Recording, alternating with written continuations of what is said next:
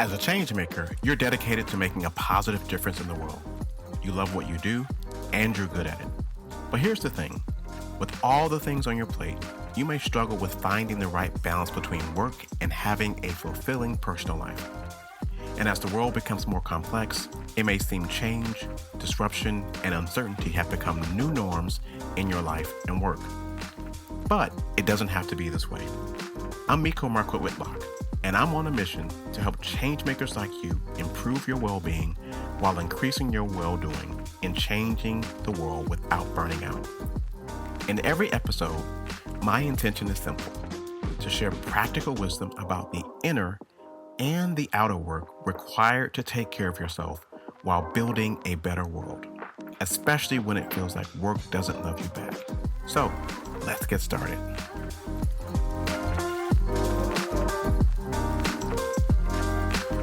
I have with you today what I consider to be another everyday change maker out there doing great work in the world.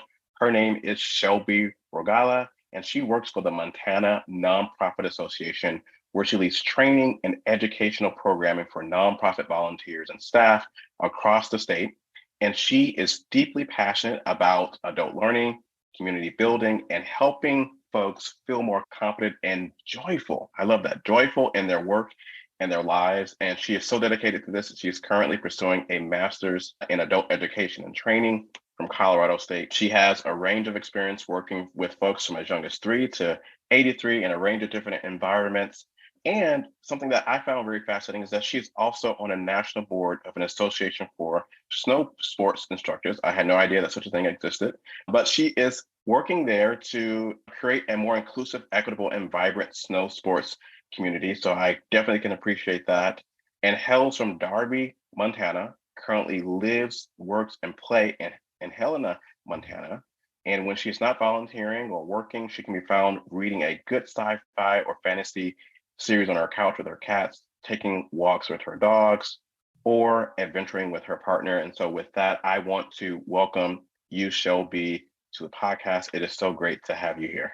Yeah, thank you so much. It's great to be here. Excited to catch up and have a conversation. Awesome. So I appreciate you being here. And I want to just go ahead and kick us off by just asking a question about who you are. There are folks that are listening that are wondering who you are.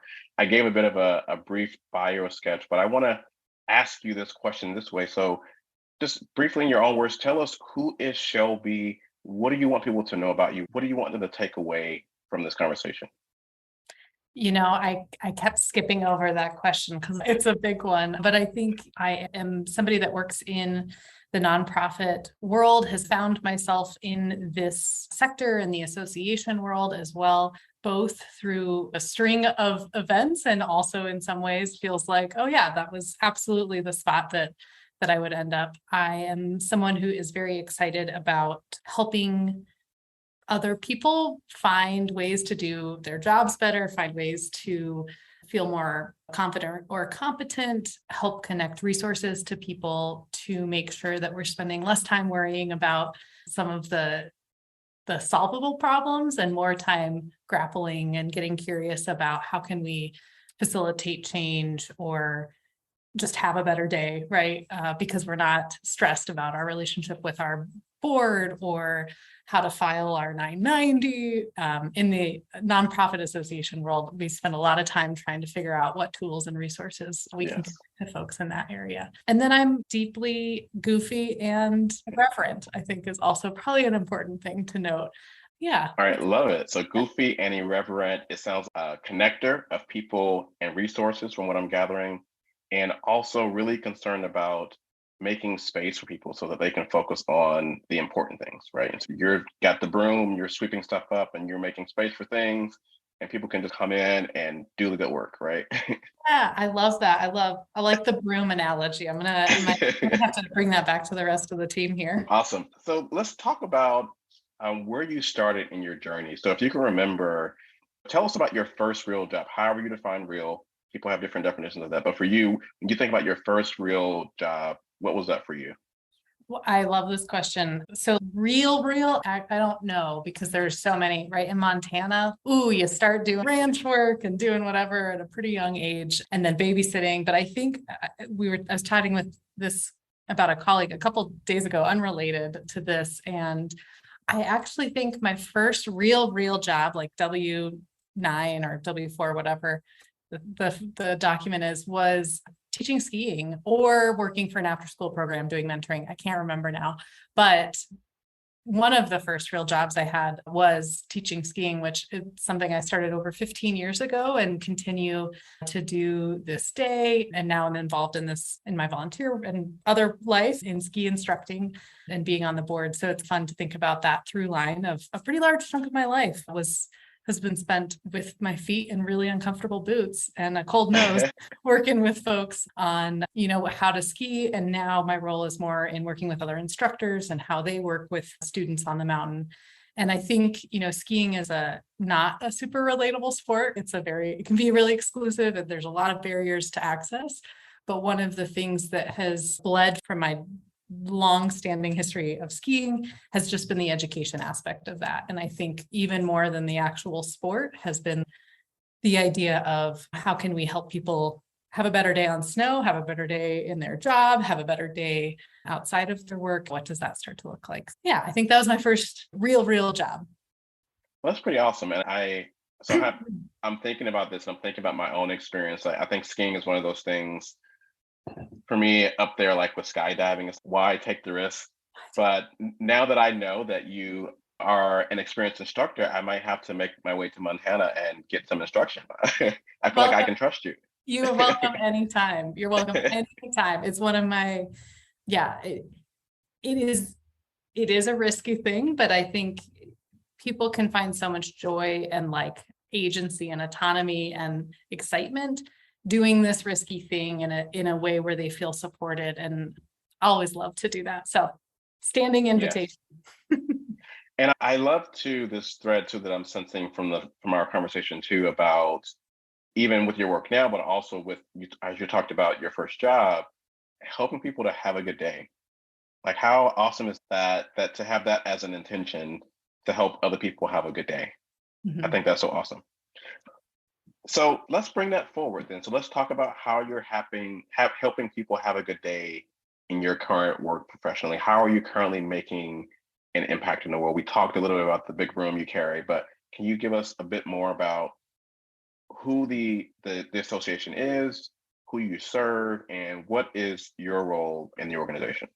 Yeah, my current work is with Montana Nonprofit Association. I've been here for about 4.5 years through a pandemic and navigating that continuing. And so it's been a really great experience. Most states have a nonprofit association of some type or region. So if you're listening when you're in Nebraska, there's a really great nonprofit association there. If you're in Idaho, same thing. So wherever, Florida, wherever you may be joining from, odds are there's a local or regional association. And we all work in similar areas and different ways, but we work to provide nonprofits, particularly C3 organizations, with resources and support, because we believe, at least what we say in Montana, is that we believe that nonprofits are so vital to a healthy environment, community, sustainable future. They're so important to the work to our livelihoods, to the work we want to see as a state. And so we want to support that. So we do it through training and education, which is my area. We do it through advocacy and policy. So figuring out what are those big picture things that allow nonprofits as a tax structure type of organization, a business structure, what allows them to have the resources they need. And then we also have like member benefits so that people can purchase like insurance at a lower cost or access other services like accounting or other back office services at a lower cost by pooling the benefits of having a larger group asking for some of those things. So we work to provide that support to nonprofits across the state. And then my role specifically, we have a small team. I think there's 7 of us right now, and everyone, I would say one of the things that's happened through the pandemic is we've really broken up some of the silos we used to have of this is member services and this is policy and this is training, to say, let's work collaboratively to solve these problems, because we need to tackle and address them, get some resources out so that all of those myriad of obstacles facing nonprofits, which is a whole nother conversation of like structural things. Like I think a lot of the time we are providing resources to support nonprofits operating in the system that currently exists. Another Yes. that conversation is, okay, how do we change some of those like systemic Yes. things so that we're not constantly sweeping, and maybe we like just don't get as much dirt on the floor to begin Yes. with. But Excellent. Carrying through that yeah, metaphor. I was like, can we do it? Can we do it? We did it. So yeah, I think that my work really focuses with the rest of the team on figuring out what are the solutions, how can we help connect nonprofit leaders, decision makers, volunteers, new nonprofit staff to each other, to resources that can save them time, money, headaches, whatever down the road. So let's talk about your job as dealing with learning and development, professional development. So can you tell us specifically, maybe can you give us some examples of the types of needs organizations that you serve might have, and how you specifically in your role help to meet those needs? Yeah, so the standard thing is we provide different training opportunities that kind of fall in different buckets. The first need that we see nonprofits have is simply like feeling isolated and disconnected because they're in their own little sphere trying to do the work. One of the services we provide are free monthly calls for our members across the state where they can hop on if they're a development director, a marketing Building person. community. Yeah, so just getting to hop on, connect, talk through things, peer problem solve together. We also offer a whole host of virtual like workshops and series. For us, those really fall in some of the main areas of nonprofit management. And so for us, that's board governance. So how do you recruit, retain, and have a really high functioning, high performing board of directors? In Montana, we have so many nonprofits per capita that like the requirements for leadership are so high in the state that we really need to figure out how are we cultivating that volunteer leadership service. We have a pretty strong offering in financial leadership and management. So the people that got into nonprofits because they were so excited about change making, look at their budget spreadsheet and want to die, like how can we help support them move through that? And then we also do trainings in fundraising because of course, once again, we're in this position where we need to make money in order to fulfill our services. And that can be grant writing or working directly with donors. We provide trainings in those areas. And then a whole host of HR. How do we work through conflict? How do we make sure our employee handbook and personnel and policies are up to date? All the way down to IT. So how do we keep our website? So some of those things we provide internal training on. We have a really talented staff that can speak to different areas. Other things we provide external speakers and resources to meet those needs. Awesome. So it sounds like you all are doing a lot. And it sounds like also that your excitement is palpable in terms of the work that you're doing and really, as you described it earlier, helping people to have a great day. Can you tell us, was there a specific moment or specific project that really started you onto the journey to doing the type of work that you're doing now? It's a great question.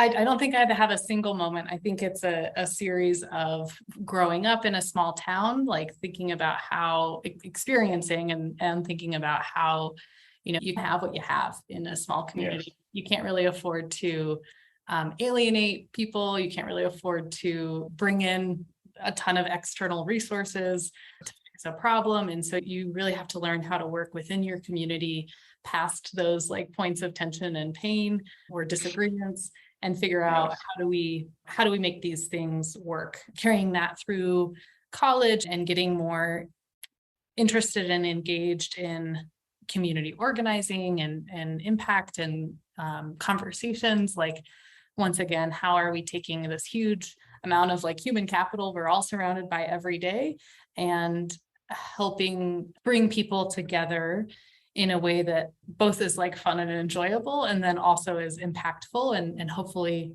moves some needles forward so that we're not just condemned to repeating the status quo or feeling trapped. So not a like specific moment, but I think a series of opportunities and incredible people I've been able to work with or be inspired by. I love that, the beautiful evolution. I mean, part of what you described is what some folks might describe as herding cats, right? And in the nonprofit spaces, particularly in the role that you're in, where you're working in an association, where you're serving different types of organizations, different sizes, people have different personalities. And part of being able to successfully serve people is being able to navigate those differences in resources, being able to navigate the differences in terms of the relationship dynamics. And it's so it sounds like you have to like a natural fit in that regard for this type of work. And not only that, but people also are facing internal and external pressures that are tied to the work that impact how they show up as well. So we have the pandemic is one of the ones that we experienced collectively as an example of that. In that context, I'm curious if is there one project or maybe initiative that really stands out to you in terms of since you've been doing this work that you're really proud of, that you want people to know about? Yeah, so I think I don't know that it's a project or initiative. I think it's more, some of the approaches we're starting to take and some Okay. of the conversations we're starting to enter into, which is like everybody right across the country, regardless of sector or industry right now is like, how do we recruit? Like, how do we retain employees? How do we recruit new employees? How do we keep them in? How do we have better conversations? And once again, there's fixing that and saying, oh, post your job here, have this job description, up your benefits. But there's another deeper conversation around how are we structuring for us in the nonprofit industry? Like, how are we structuring positions and organizations? How are we embracing shared leadership models so that we Yes. can adjust to a different set of expectations for leaders that are coming up and maybe don't want to work 80 hours a week for no pay and be exhausted and burnt out and not able to really take joy in meeting and the work they're doing. And so it's been really cool. And how do we restructure some of our workplace expectations so that we can benefit employees differently, so we can provide spaces for well-being and mindfulness, and then recognizing workers are always exploited in a workplace. That's capitalism, right? But how can we connect individuals' like desire to have meaningful impact and to do their work well with the things they're working on, while giving them the flexibility to also live their lives in a way that is rewarding and meaningful, so that they are filling their cup, not just so that they can be better workers, right? But like really meaningfully living a better life, because we certainly have Yes. that. So I've been You're having, speaking to the heart of my vision for the work. yeah, I was like, you can say all this way cooler than I can. So we've been able to bring in speakers and have conversations and bring leaders here in Montana and share some of the things they're doing to shift that expectation around what is work and what is Yes. play and what is meaningful. And so it's been neat to shift that conversation. We've had you come and speak at our conference. We've had other folks talk about co-director models for organizations. Yeah. We get to talk about, we here at M&A have a 32-hour work week. So I lied. Mm-hmm. We do have a cushion, but it has been such a change and such a shift, and also hard. Like, it's hard to change the way we've been taught to work to accommodate a different setup. There's tension points with managers, but there's some momentum in our state and sector right now to explore, like, how can we meaningfully shift and reimagine the world of nonprofit work in our state so that we can retain people who are like passionate and continue to be passionate versus getting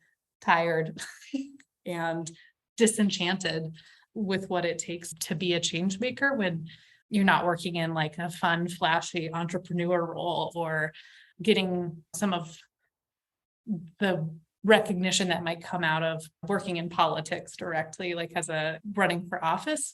But how do we, again, make that gap, that third sector, that nonprofit work, attractive, impactful, and maybe do things we didn't think it could do? Yeah. So let me ask you this. So you alluded to this in terms of some of the challenges folks are facing, the internal and external pressures in terms of the sector and the demands of the work, and the mismatch between that sometimes and the resources and other things that are available. For you personally, I know that for any journey, like we're talking about your journey, but we're highlighting some of the shiny milestones, right? But obviously there are that things don't always go well, and we have difficult moments, right? And that's just a part of life. And so I'm curious, how do you stay inspired? How do you stay motivated in spite of sort of what I would describe as inevitable ups and downs on the journey?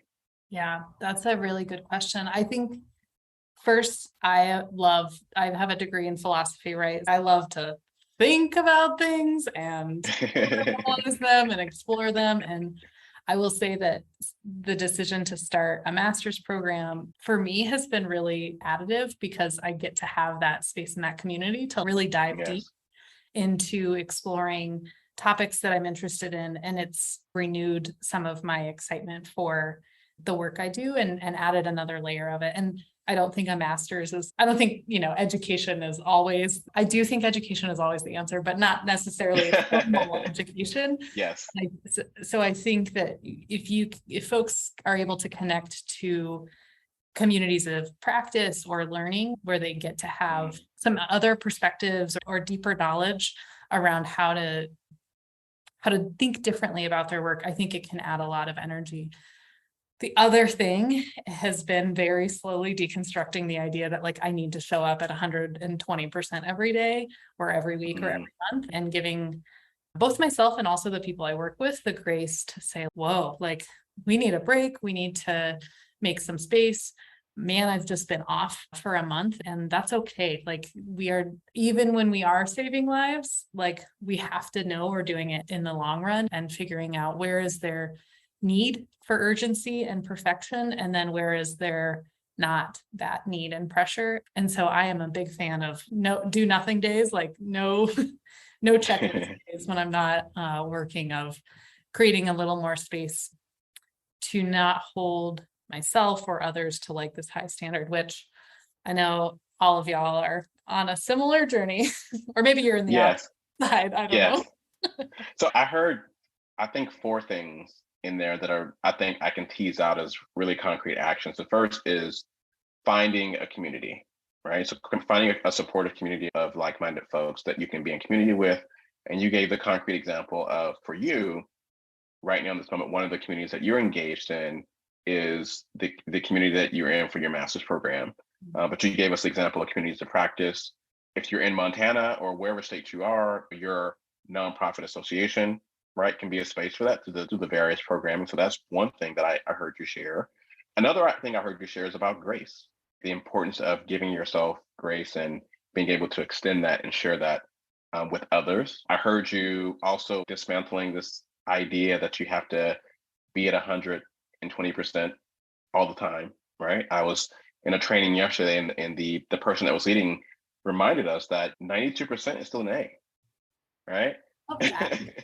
Yeah, so 92% is still an A. So you need to push to get those extra percentage points just because, right? And if you do feel that impulse, then what is really there? Is it really, to your point, serving the mission? Is it serving the current priorities for you to give that extra push to that thing? And then the final thing that I think I heard you say was do nothing.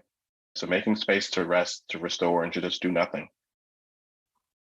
Yeah, that was like incredibly said. Thank you. Can you just maybe do that for me every day? Just say, here's Shelley, are your points? Yeah, absolutely.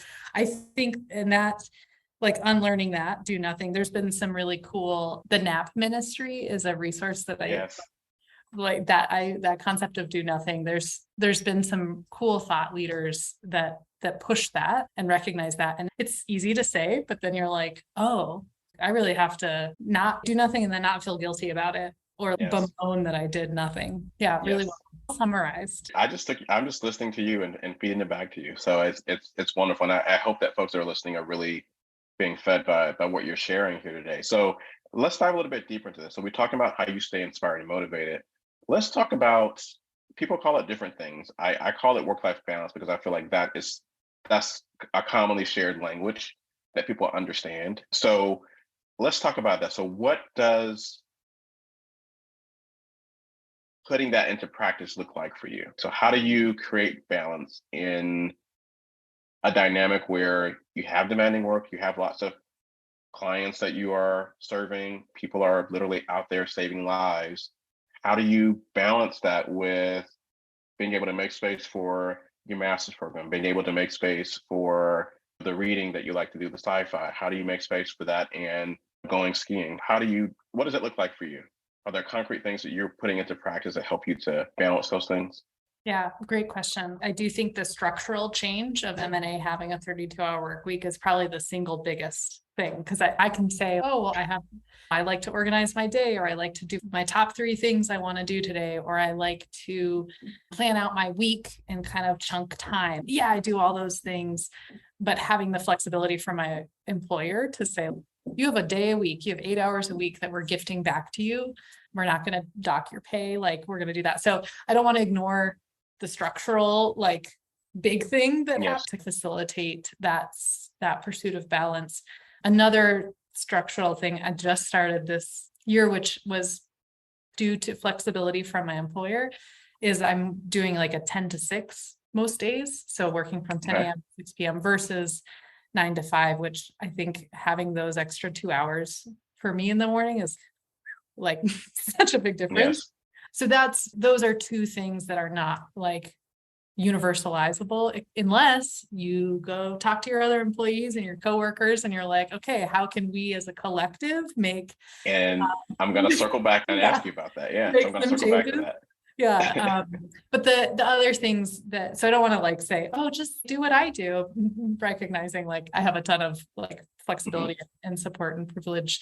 But I do think another practice I've been working on is starting my days not working and making a little space to take the dog for a walk, do like some stretching or just sitting and journaling, and then really highlighting like the 3 most important life things I need to do that are not school, that are not work, but call my grandma, write Yes. it down and do my laundry, whatever it is, which seems so silly, but I think we can let those life things stack up, and then it feels like stressful to do these things that should bring us joy because it's connecting with our Yes. family. It's making our homes feel like a space we want to go home and back to. I tried to start like identifying my top 3, which I think in your journal, which I don't have on my desk right now, but like, Oh, the intention planner. yeah, the intention, Yes. like that, those are those practices, which I think they can make a huge difference just in reframing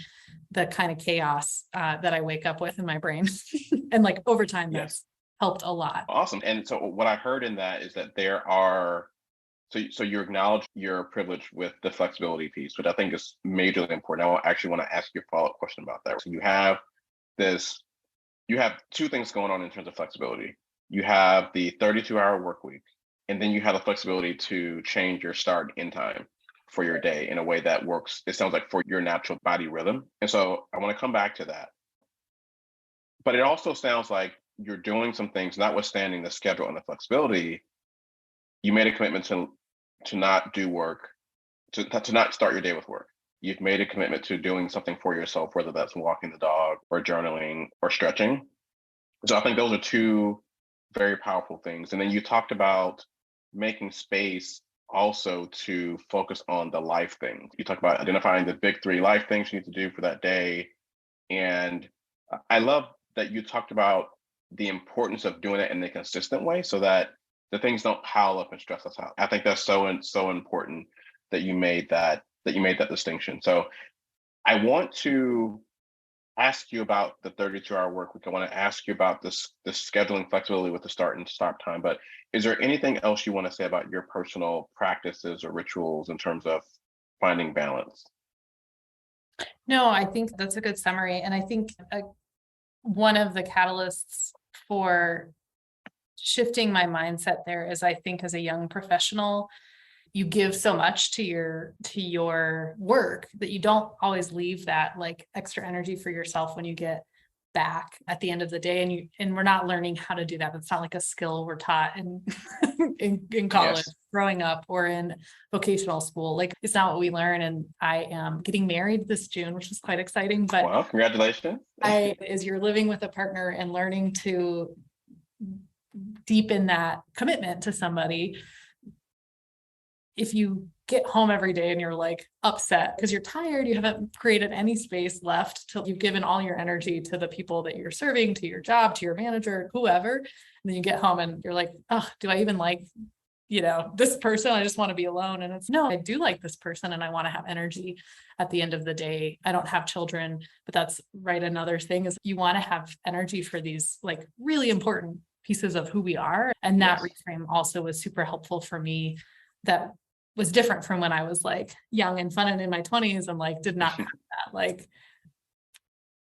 that thing that I really wanted to make sure I was saving energy for. Yeah. And Yes. I didn't mean to just refer to my fiance as a thing, but it happened. So Another thing on the list. We got it. All right, it's time for a break. We'll be right back after a brief message from our sponsors. Changemakers like you are driven to do more and more, often with fewer and fewer resources. But there comes a breaking point where your passion dwindles under the weight of pressure, the mission suffers, and you feel like you love the work more than it loves you back. That's why I wrote the book How to Thrive When Work Doesn't Love You Back, a practical guide for taking care of yourself while changing the world, with a foreword by Beth Cancer, author of the Happy Healthy Nonprofit. This book is a succinct, practical, and action-based guide for changemakers seeking to make an impact without burnout. Learn more and order your copy at mindfulchangemaker.org/books. That's mindfulchangemaker.org/books. The reality is, if you really want to make a difference, you must start by taking time for yourself right now, because you can't change the world if you're not around long enough to make that happen. This isn't about working harder and smarter. It's about making a commitment to work differently so you can take care of yourself while making an impact for the long haul. In How to Thrive When Work Doesn't Love You Back, I share practical strategies grounded in the well-being while well-doing change framework. And I wrote this book after experiencing more than my fair share of burnout and overwhelm in the name of saving the world during my previous career in government and nonprofit work. I share what I've learned to be the most impactful strategies from my personal practice and my experience helping change makers around the world just like you create lasting balance in their lives. These are the same strategies I teach teams and organizations through my live trainings, self-paced courses, coaching programs, and tools like the Intention Planner. Each chapter has a summary of key ideas and a checklist of practices you can start implementing right away. I know you need practical strategies and resources to help you create sustained balance in your life and work so you can lower your stress level and focus on getting the important things done right now. So, this book isn't about theoretical concepts. It's about what to do and how to do it. Learn more and order your copy at mindfulchangemaker.org/books. That's mindfulchangemaker.org/books.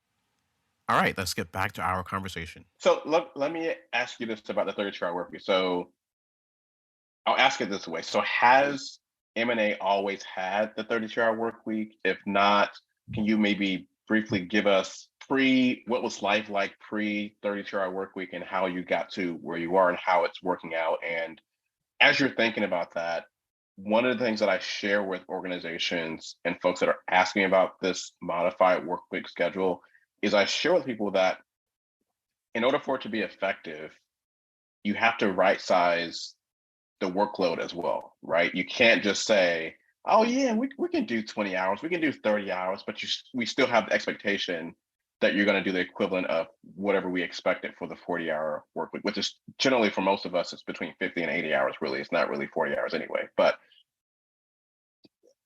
I'm going to hand it over to you. So what thoughts? yeah.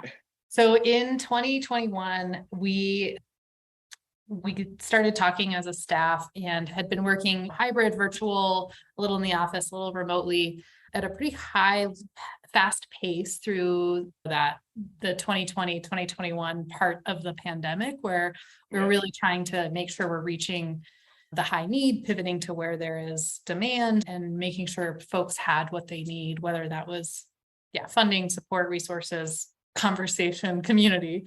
And so by fall of 2021, our team was like pretty stressed, pretty burnt out, pretty losing some of our excitement and creativity and ability to perform at a high level.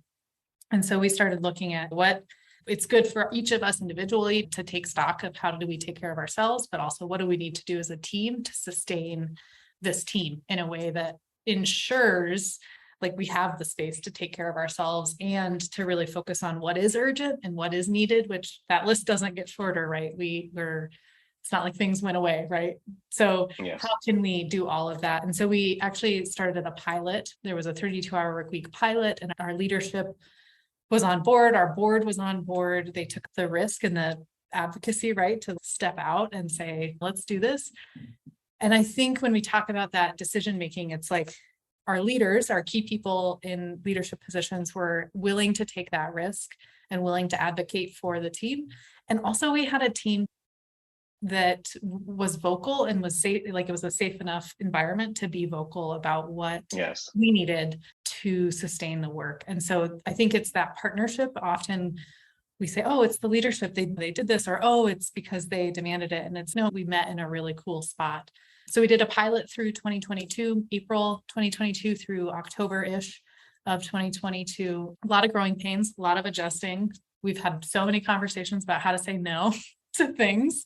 And what I'm finding is we're not saying no to things that we would have done before. What we would have done before is say yes to them, overpromise, and then underdeliver on it. And now instead of So I want to pause out. I want you to, can you emphasize what you just, because I think people who are listening need to understand that this is the default dynamic in a lot of organizations. Can you say that again? Yeah. So the default dynamic is overpromise, underdeliver, right? And then not hold ourselves accountable to those things we said we would do that we never really do, or we don't do the right way. And so I don't think we're doing, it's not that we're saying no more to things we would have done otherwise. We are saying no to things that we used to say yes to that we still never did. We're like, we can accurately assess our capacity. We wouldn't have gotten this work done if all of our staff were working 70 hours a week, but we used to say yes to it. And now we're slowly trying to learn to say, ooh, is this a priority? Does it fit into our strategy? Are we doing other work that's more important? And if, depending on the answer to those questions, if it's no, this isn't a priority, we're not going to be able to do it. Let's not waste our time envisioning it and feeling stress about adding this like other to our cognitive load. So I'm not going to say that we are all like rock stars and doing it every day and crushing that decision making, but I would say that we're coming along, and that when we talk to other organizations, it's harder to say no if you're in direct service. It's harder to say no when you're fundraising for a big project. But I think that lesson can be in there is like, how can we accurately assess what we can really do and then over deliver on the things we've really committed to. And we've committed to those because our board has said it's important, because our members have said it's important. So let's focus on that and move the needle. Okay.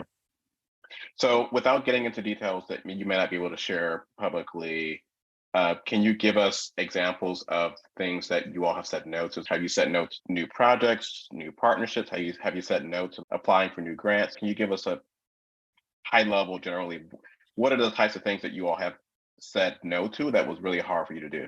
Yeah, I think some of the things have been like one-on-one consulting projects. So it's an organization might want us to come in and do this thing. And it's, wow, we'd love to. It'd be great learning for us. It'd be great relationship development. It'd generate some revenue. Like all of those are good things. So you said no to money. Okay. We said no to money. Oh yeah, we did. And we've said no to some partnerships. We've said no to, like, it's tough sometimes to say no to initiatives or having a speaker come or whatever that might be, because it's no, we want to focus our energy and resources on the things we've already committed to. So we've said or tried to say no to a couple of money projects, partnership projects, and even our own initiatives that we're like, oh, we said yes to this, and actually we might need you renegotiated you renegotiated things you said yes to already. Okay.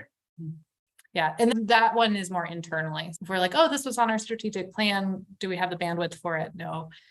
The other side of that is we are still trying to work on, with our limited hours, how do we make it feel like we're not like cutting down on the services and the, what we provide, and instead figuring out how can we really work, be on it when we show up.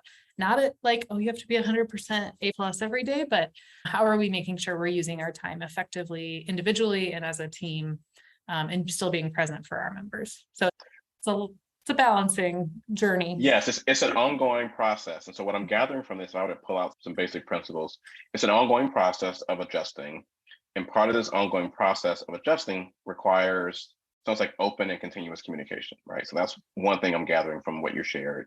The second thing I'm gathering is that it sounds like there's clarity as a group about what the priorities are, right? You all are on the same page about what your collective priorities are. And you're tying that to an awareness or some kind of assessment of capacity, right? I Mhm. think where a lot of folks fall down is they may be good at identifying the priorities that might be aligned with the strategic plan, but where the mismatch and where the frustration comes in is we haven't done a really good job of matching up the priorities to the available resources. Is that fair?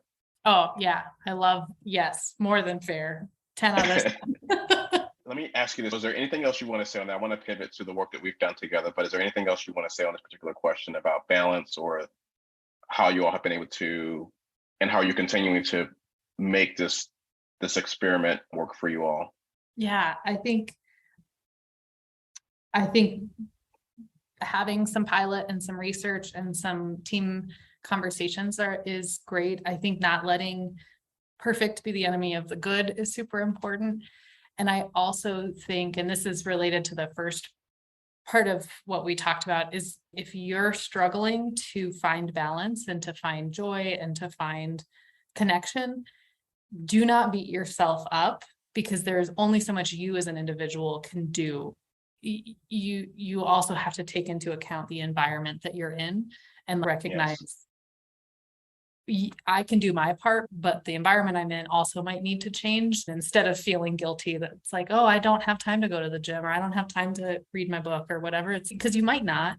So what can you do for yourself? But then also, when do you need to reach out to your colleagues, to your supervisors to say, I need more? And I know it's not just me that needs it. I know it's my whole team. Like, we're in this together. And I think that community or solidarity can shift like the guilt and shame of I'm tired all Yes. the time and I feel bad for being tired all the time to, oh, we're all impacted by this. What can we do to shift the culture?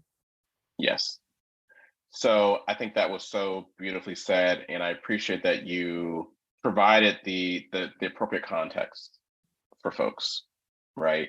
And really helping people to feel seen in terms of what their current situation might be. And so I appreciate that. So I think that brings us to a really good point in our conversation to talk about the work that we've done together. So we worked together during the pandemic, and I'm curious. So we did some work together with your community. You had me come in for a conference, and we did a couple of engagements through that conference. And then you also mentioned the intention planner. So I'm wondering if maybe you could just describe the work that we did together and what the impact has been on you and the members that you've seen have been exposed to the work that we did together. Yeah, thank you for asking this question, because you are one of, well, and everybody, like, this was not a pre-scripted answer.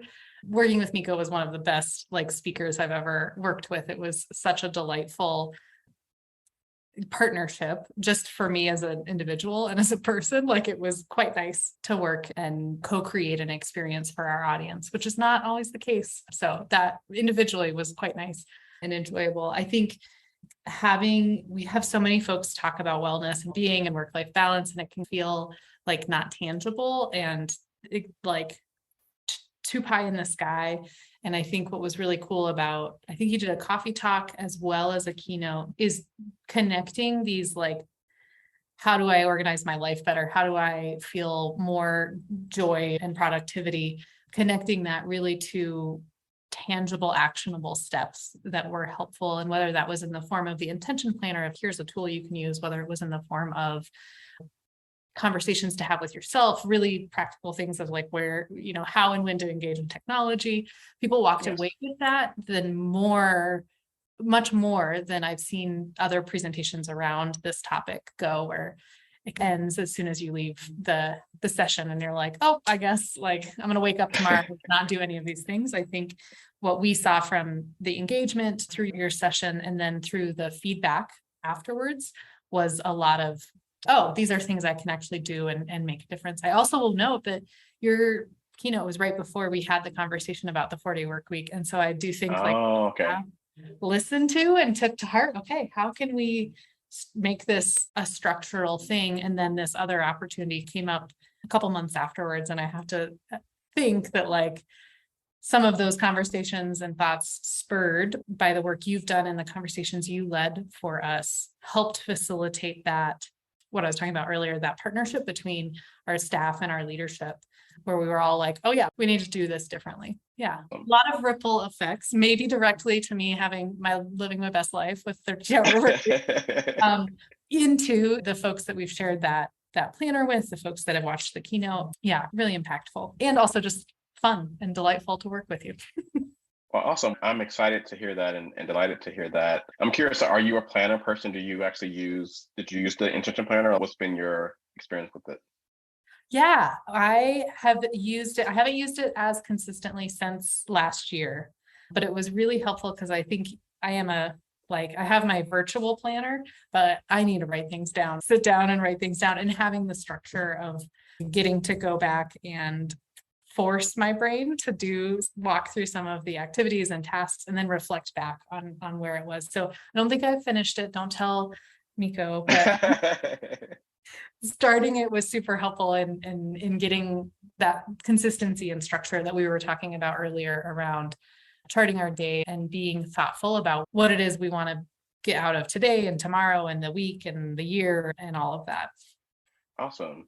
And so you mentioned the virtual planning tool. One of the things I share when I share the intention planner that it's not necessarily right for everyone. And I acknowledge that there are plenty of tools out there. My invitation is always to find the tools that work best for you. So you mentioned a virtual planning tool. So for folks that might be looking for something similar that's virtual or digital, do you mind sharing what that tool is that you use? It's like for tasks, which is different for me than an intention. Like it is for like communicating. Like a task manager. Yeah. And we're a Microsoft Office team. So we use Planner, which is like the embedded one, which is fine. It's great. It works, but it definitely different function from here's the goal, here's the purpose, here's how to really focus and use our time. Gotcha. Okay, awesome. As we wrap up, is there anything else that you wanted to share in terms of our collaboration together that you wanted to share with folks before we move forward? No, I would say that we in our audience would highly recommend working with you as a speaker, workshop leader, facilitator. It was a delightful experience, really easy to work with and organize, which if you book speakers and work with speakers, very high praise. And I think it can feel hard to pull the strings at like what's going to be helpful. And sometimes like just another talk about how we should all be living our lives better can feel like, I know, but I will say that your work helps make that actionable and tangible and in a really impactful way. So 10 out of 10 would recommend. And think awesome. It's wherever you can start that conversation, whether it's sharing resources or having him speak or facilitating other types of conversations it's a good starting or continuing place. Awesome. I appreciate that. And I'm delighted that I was able to be of service to you all and to the M&A community, and hope there might be opportunities for us to collaborate in the future. And so we have had a robust conversation. So I want to thank you for that. And as we wrap up, I think there's so much richness from the intention that you have with the work that you do and how you show up in the world to just help other people have a great day. I love that, to the practical things that you're doing at the association to make work better for the staff there, but also for the organizations that you serve. What advice do you have for listeners that might be wondering how they can make an impact and show up to the work the way that you're showing up? Maybe for people that are maybe earlier on in their journey, of folks that are listening to this and be like, I've tried X, Y, and Z, it didn't work. What advice do you have for those folks? Yeah, I really can't overstate how important it is to find community, whether that's within your colleagues and your coworkers, and recognizing we are here in this together, and let's figure out how we can support each other and how we can have each other's backs and how we can talk through things, even if your coworker is radically different from you, like figuring out like, how do we build those relationships? I will say that has been incredibly transformational for me, is not just being like, oh, and there's boundaries too, right? You have to have boundaries in those relationships, but I think recognizing you are stronger together with the people you work with. It doesn't, if you're working in a different environment or situation, like figuring out who that community is that gives you strength and keeps you going outside of that is helpful. But I can't oversell or overstate how helpful and important and impactful it is to find solidarity with the people you work with, because otherwise you're one person trying to navigate this like very complicated system, trying to make your life feel more joyful. Things are stacked against you or us sometimes. And so how do we find community and build that like interconnected resilience so that the work you're doing on your own self can like flourish and you can celebrate that with others versus rolling the boulder up the hill every day alone. Yeah, build that. And the other side of that is if you're in a spot where you can't find that community or build those relationships and you feel isolated, then like you might, there's probably another space out there for you where people will be excited to build those relationships. So that's the bless and release aspect of, Yes. of that community piece. I love that. And I love that you, at least I'm summarizing it as what I think I heard you say was interconnected resilience. I love that way of describing it. And I think one of the things that I see in working with change makers in this space is sometimes a key aspect of the healing from the suffering that we're experiencing is simply by helping people to be aware of the fact that you're not alone. You're not the only one. Sometimes the suffering is exacerbated because we feel like we're the only ones. And a tremendous weight can be lifted when we just are able to realize that, hey, you're not alone, that there are other folks that are on a similar journey that are trying to figure this out together. Let's combine our powers. And so I love that. As we wrap up today, can you tell us a little bit about what is next for you? I know that you mentioned that you're working on your master's degree. I'm not sure if there's something specific in terms of projects that you're looking to do with that. And is there anything you want to share in terms of what's next for maybe specific initiatives at M&A?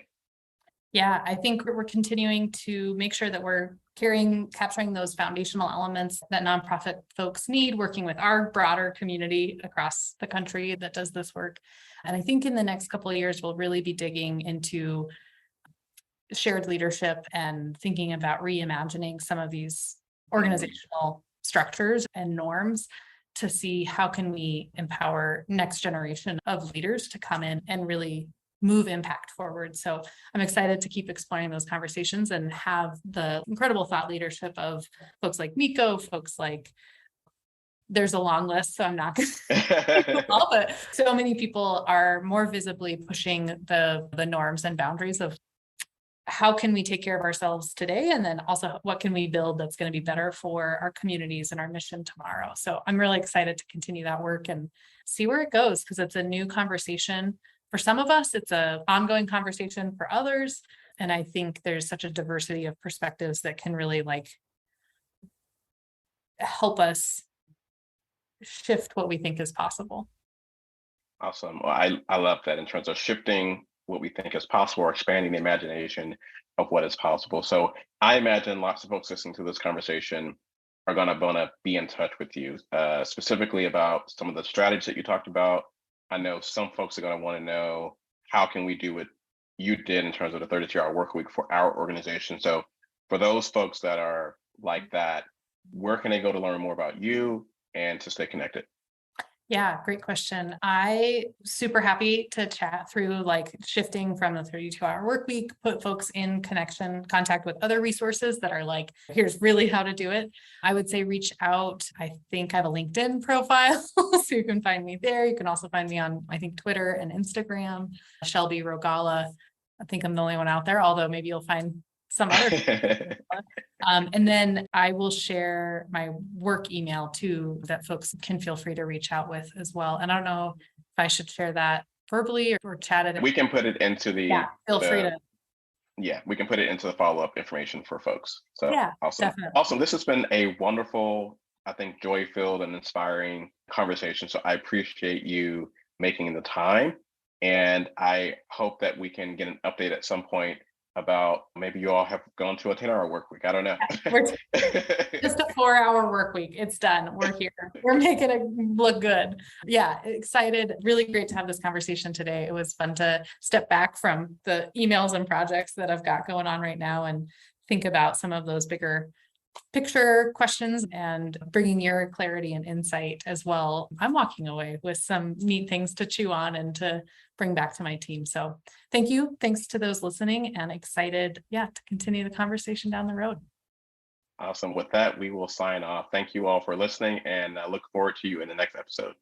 I want to take a moment to tell you about a live virtual program to help change makers like you take better care of yourself while creating a positive impact in the world.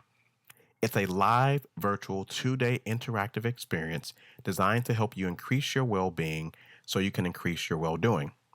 This retreat focuses on practices and strategies connected to the change framework for well-being while well-doing from my latest book, How to Thrive When Work Doesn't Love You Back. The framework addresses the U.S. Surgeon General's 5 essentials for workplace mental health and well-being. Learn more at mindfulchangemaker.org/retreat. Again, that's mindfulchangemaker.org/retreat. During the retreat, we tackle the inner work of things such as guilt about not being able to always get it all done, fear of setting boundaries, the anxiety of imposter syndrome, and adjusting to the world of hybrid work, among other things. We'll also tackle the outer work of things such as setting intentional goals, effective priority setting, especially when everything seems urgent and important, setting and protecting boundaries, and making space to rest and recharge in a sustainable way. When you sign up, you get support from a community of smart, heart-centered change makers just like you, and also 1 year of unlimited access to video lessons, handouts, and an invitation to return to any of the live monthly retreat sessions we host. Learn more at mindfulchangemaker.org/retreat. That's mindfulchangemaker.org. Thank you for listening to this episode of the Dear Mindful Changemaker podcast. Are you ready to finally prioritize your well-being so you can increase your impact in changing the world? Join the Mindful Changemaker community and take the next step on your journey to increase your well-being while well-doing. It's 100% free when you join at mindfulchangemaker.org/join. Again, that's mindfulchangemaker.org/join. Until next time, I'm Miko Marquette Whitlock. Take it one intentional moment at a time.